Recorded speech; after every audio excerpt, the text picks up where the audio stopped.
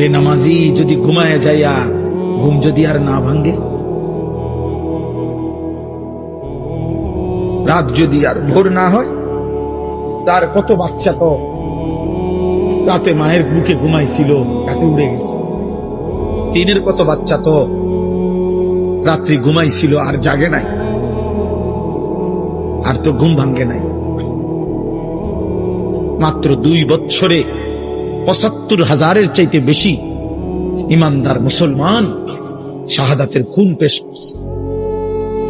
নির্মম আঘাতে বনি আদমের মুসলমানের পবিত্র লাশ আকাশে উড়ে, শূন্যে উড়ে ছিন্ন ভিন্ন হয়ে গেছে, টুকরা টুকরা হয়ে গেছে।